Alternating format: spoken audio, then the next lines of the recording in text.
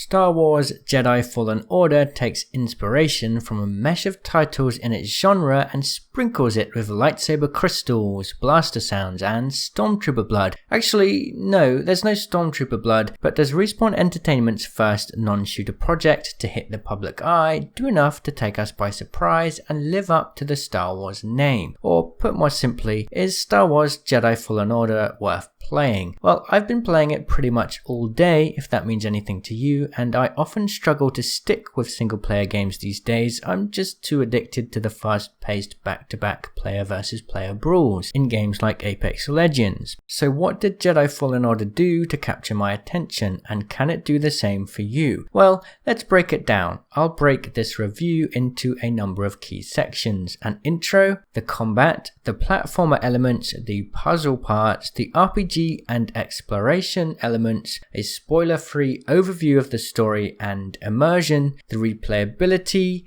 collection and customization options, and at the end I'll include the gaming merchant's failing attention span counter. For that last one, I'll deduct points each time Jedi Fallen Order got me bored or frustrated enough to take mental note that I wasn't having particular fun during that moment, however short it may be. So let's first start with an overview of Star Wars Jedi Fallen Order. The premise is that Jedi Fallen Order is set 5 years after Episode 3, Revenge of the Sith. You get to play Padawan Cal Kestis, one of the last remaining Jedi, as he is hunted down by the Empire. The hunt is headed by the second sister, a badass Sith with an even more badass lightsaber handle. Why did the bad guys always get the best lightsabers? Anyway, as you escape the Empire, you meet friends along the way, and you're taken down the same path pretty much any Jedi during their origin story does, to find their destiny. It just so happens that Cal's destiny is to slice through stormtroopers on his way to remembering his Jedi learning. Oh, wait, you can't actually slice through stormtroopers, but you can slice through a plethora of non-humanoid creatures like space rats, space spiders,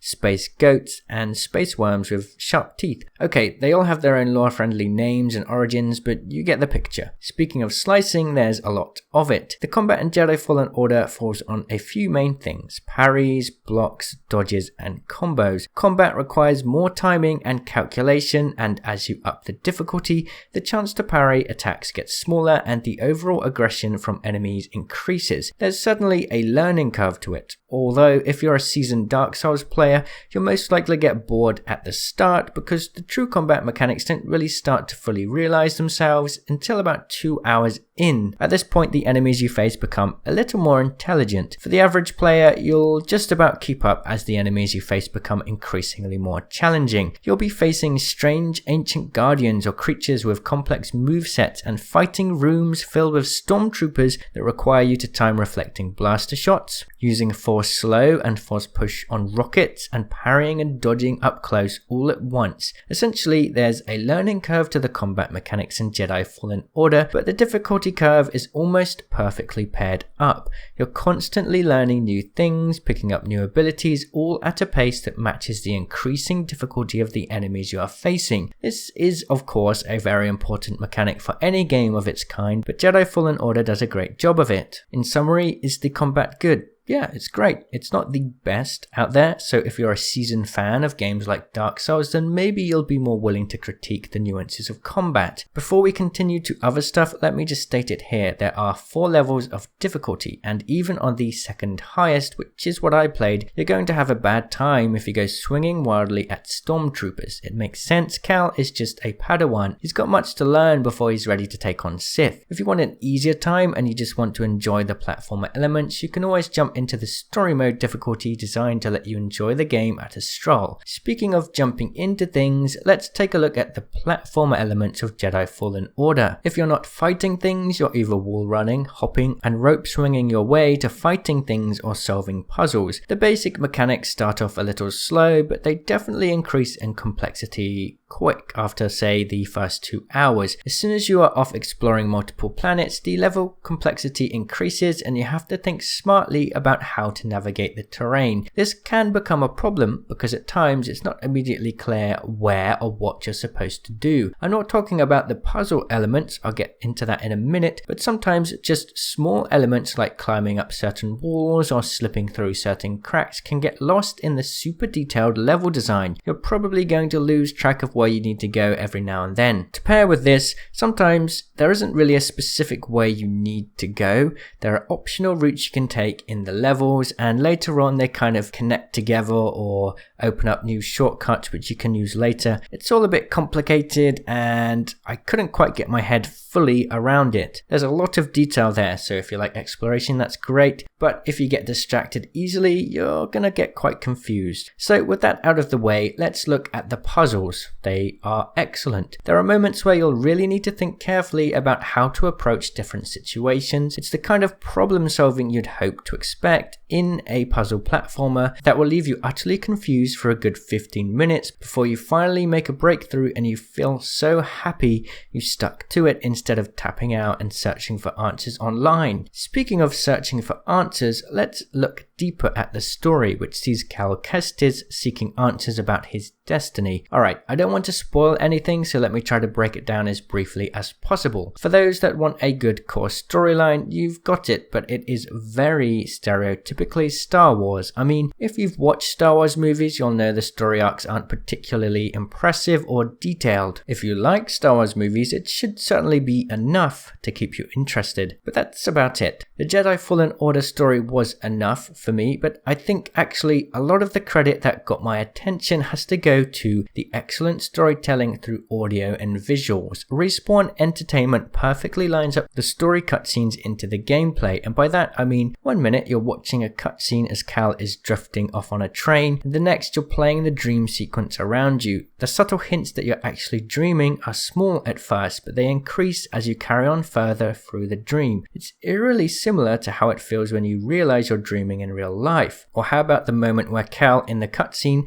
is jumping out of a ship as he drops into the swamp waters of Kashyyyk, and then, before you know it, you're playing Cal as you wade through the swamp waters tailing a group of AT-ATs. Respawn may not have created an excellent story, but they created excellent storytelling moments through gameplay. To me, that's a million times more memorable. I was constantly saying to myself, oh, I didn't expect to actually be controlling this sequence right now. And on top of this, the relationship that Cal and BD have with each other kind of reminds me of the relationship Jack Cooper and his Titan BT have in Titanfall 2's story. The relationship is told through gameplay itself, and the bond and reliance both BD and Cal have for each other is shown and grown through gameplay elements. In summary, the story is good for sure. The actual plot may not be that impressive, but the gameplay storytelling is excellent. Oh, and for you lore lovers out there, Star Wars Jedi Fallen Order has you covered. Cal has this unique ability to relive memories by touching certain points in the game, and they can share lots of details about the lore. You can also scan everything you fight with BD to learn more about it, its origins, and how to defeat it. There are tons and tons of things to collect, and there is almost no way you'll get through a map and 100% it on the first time around. So for you collectionists and completionists, it's all there for you in droves. Before I go further, I want to also share the map system with you, because I think it's hard to put it somewhere else, and this is my biggest love-hate thing with Jedi Fallen Order. Essentially, the maps are super complex, yet linear at the same time. There are multiple routes to take on each map. Some are optional, some are just there for the developers to hide collectibles or chests with cosmetics inside. Some are blocked until you learn new skills and come back to them later. The map that BD can project onto your screen is good at helping you find your way, but it's very complex and you really have to look closely at everything to see what's being shown. On one map, I had to tread all the way back through an area I had just gone through after unlocking a new skill. The new skill essentially opened up new passages for me to follow, but it also blended back in with routes I had already walked, and it ended up getting really confusing. I had to pay very close attention to the map to figure out which way I needed to go to get back to the ship to finish the mission. I think the level design has a lot of detail, but it has its imperfections, and it's one area area where some of you may get impatient or frustrated. Next, let's talk about the RPG elements and customization. So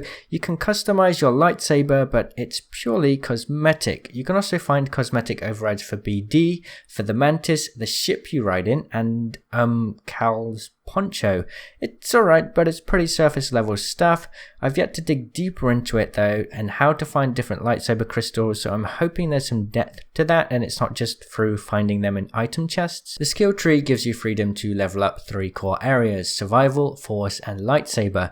Survival lets you live longer essentially, and the force and lightsaber skills unlock new abilities to use in combat. You'll certainly want to spec into the combat based trees more. The skill tree isn't overly complex, but it's a nice addition. On top of that, you will occasionally unlock new skills for BD and Cal as you progress through the game and explore new areas. So with that all covered, it's time to bring out the gaming merchant's failing attention span counter. Why? Well, so far I've painted a very pretty picture for Jedi Fallen Order, but it's not all sunshine and rainbows. Unfortunately, the only things Jedi Fallen Order gets wrong, in my opinion, are small oversights in general game design that can't really be explained besides putting them all here. So if Respawn fixed these problems, I'd give it 100 out of 100. So let's start there, and with each issue I came across, I'll drop its score. First, map design. I'd hoped that the clues for where to go next were a little more obvious at times. This got me good a few times, and when I streamed it, my viewers noticed that too. It wasn't me just being oblivious. Okay, it was sometimes, but not all the time. 99 points. I noticed the camera angle to cut into the terrain a lot. It wasn't perfect. You'd dodge into walls and you couldn't see what was happening, even though timing is so important, so you just kind of had to press buttons and hope for the best. 98 points. There are moments where you can talk to characters outside of the cutscenes, and you'd hope they'd be great moments for snippets of storytelling. Sometimes they are, but sometimes they're not. An example of this is when I was going to leave the Mantis. A character called my name, so I went back into the ship and listened to them ramble for about a minute, and through it all she really had to say was that I needed to leave the ship and start exploring the level, which is what I was going to do anyway. 97 points. Sometimes the animations lag out, like when you're transitioning from sliding to climbing. 96 points. The whole fireplace system, so you can save your game and rest by using these meditation spots. The trouble is that sometimes they were strewn about every 2 seconds, even though there weren't any combat moments in between them. At other moments they have a meditation spot and then a couple of minutes of platforming, then a fight. If you die at that fight, you start all of the way before the platforming elements. I think an optimization of those positions could be nice. 95 points. Finally, I have a pretty decent PC, a GTX 1080 and an RX 3700. My game ran very smoothly on epic settings, but occasionally there was some crazy lag. Usually, I think, when moving to new areas, it was for a very brief second, but it was jarring and not great. 94 points. So that's pretty much it. So I rate Jedi Fallen Order 94 out of 100. I don't know what that really means because I've never rated a game before on this channel, but essentially, yeah, I think it's worth buying. It's not got the best combat, it hasn't got the best story, and it hasn't got the best platformer mechanics, but all of these mechanics are reasonably decent. To me, it's the unique storytelling elements through gameplay that Respawn does so well that tie it all together into a memorable experience. So that's it. Hopefully you'll now know if Jedi Fallen Order is worth buying or not. Thank you for watching. I'll see you in the comments. Cheerio!